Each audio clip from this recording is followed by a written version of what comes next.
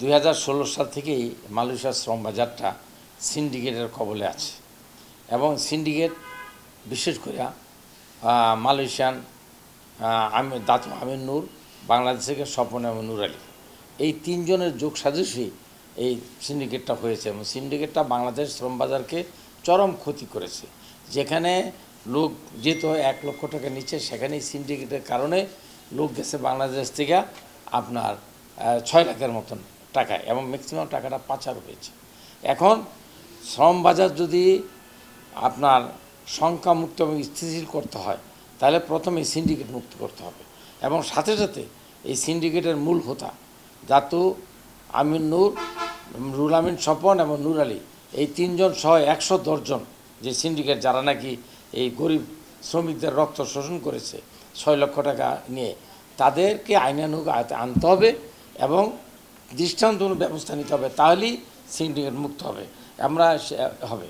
এবং আমরা আরেকটা জিনিস চাই, কারণ এই টাকার বিনিময়ে শ্রমিকরা যায়, এটা হলো দাস প্রথার মতন। আমরা চাই মালয়েশিয়া, আমরা যত শুনেছি এটা মালয়েশিয়ার বর্তমান সরকার সেই পদক্ষেপ নিয়েছে, আপনার জিরো কস্টে বাংলাদেশ থেকে যাতে শ্রমিক যায়, যেটা আমাদের পার্শ্ববর্তী দেশ নেপাল থেকে যাচ্ছে আর অন্যান্য দেশ থেকে জিরো কস্টে মালয়েশিয়ার লোক যাচ্ছে। তো ওই সকল দেশ থেকে যেহেতু জিরো কস্টে যায়, তা আমাদের দেশ থেকে কেন যাবে না? আমাদের দেশও জিরো কস্টে গেলে দেশ লাভবান হবে এবং গরিব শ্রমিকরা মানে বিনা পয়সায় বিদেশ যাবে এবং যে টাকা আর্ন করবে পুরো টাকাটাই আপনার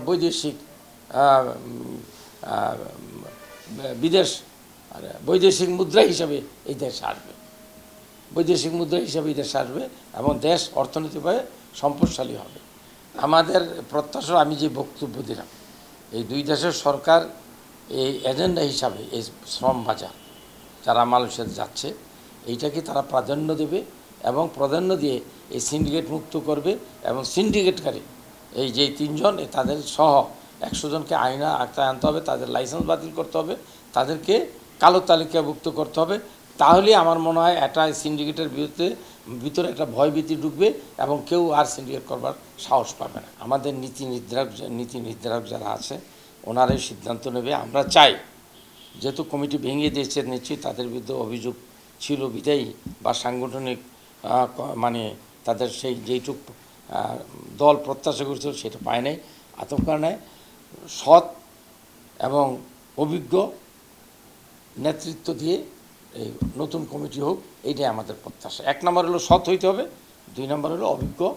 এনজিওর কিস্তি প্রথমবার বিকাশ পেমেন্ট করলেই 20 টাকা ইনস্ট্যান্ট ক্যাশব্যাক।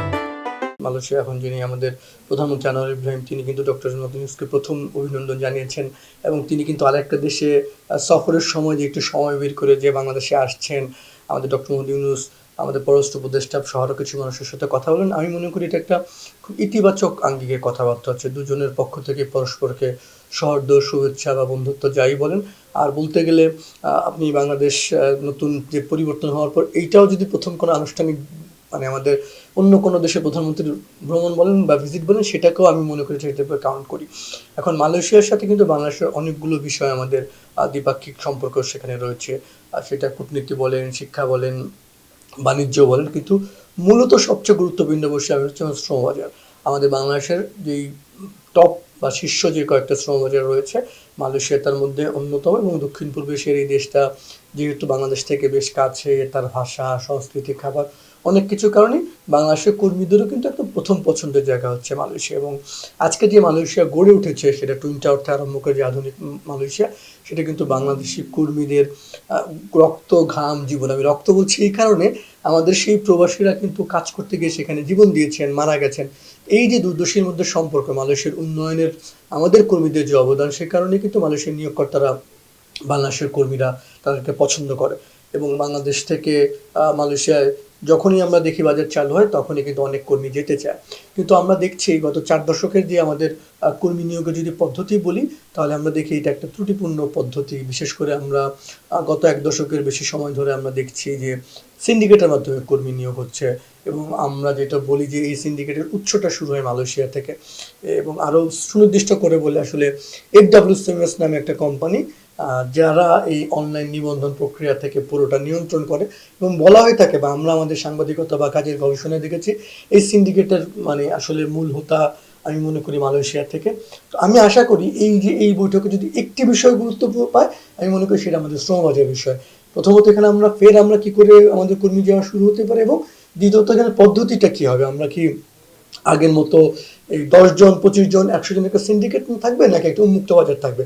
বাংলাদেশের পক্ষ থেকে নিশ্চিত এই বার্তা দেওয়া হবে, আমরা মালয়েশিয়ার কর্মী চাই, আমাদের কর্মীরা যাক, কিন্তু কোনো একটা সিন্ডিকেটের মাধ্যমে না, 10 25 100 জনের মধ্যে না।